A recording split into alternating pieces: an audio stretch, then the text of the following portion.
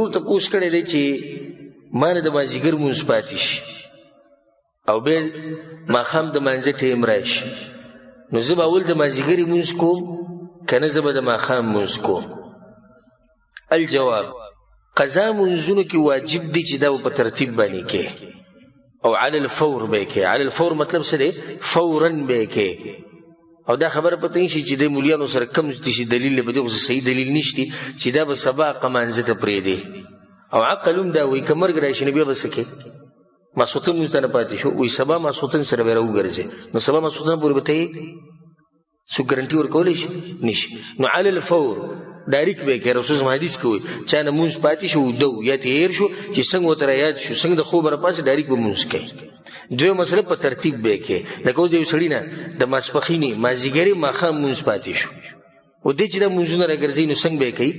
ماسپښین، مازدیګر، ماښام په دې ترتیب باندې به کوي. او په هغې باندې دلیل دی په صحیحینو کې دا حدیث ته په نورو کتابونو کې هم شته چې کله مشرکانو رسول الله صلی الله علیه وسلم مصروف کو د خندق په ورځ د منځونو نه، یعنی رسول الله صلی الله علیه وسلم خندق کې غزوه خندق کې په جنگ کې مصروف وو، مشرکانو سره مصروف وو، د رسول صلی الله علیه وسلم منځونه څه شو؟ هغه ته پاتې شو. فصلاها علی الترتیب، رسول صلی الله علیه وسلم بیا په ترتیب باندې منځونه وکړو.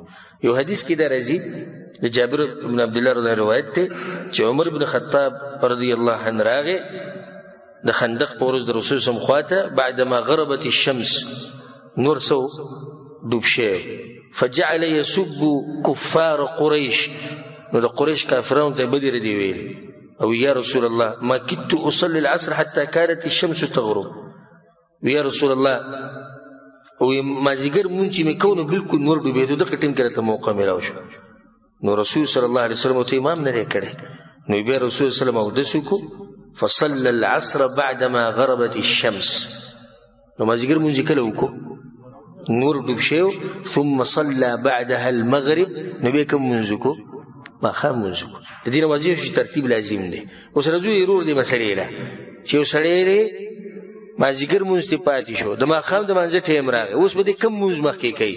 جواب: دی به ټیم ته ګوري، که دی د مازدیګرې مونځ وکړي او بیا هم د ماښام په منځه کې ټیم پاتې کېږي او دی پکې د ماښام مونځ کولی شي، نو دی به په دغه ترتیب کوي. اول به څه وکړي؟ مازدیګر، بیا به ماښام.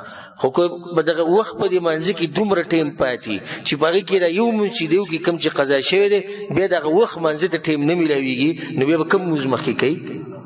بیا به د ماښام دا مخکې کوي، ځکه چې د ماښام هغه ټیم هغه ورته ووالی دی. خو دا هلې چې کله دی ځان له مونځ کوي، خو جومات ته چې راغی او ویلي دي چې خلک د ماښام په منځه ولاړ دي، نو د هغوی سره به کوم مونځ کوي؟ هغوی سره به د ماښام کوي، بیا به ځان له کوم مونځ وکړي؟ بیا به د مازدیګر وکړي. په دې مسله ورسېدی و که نه؟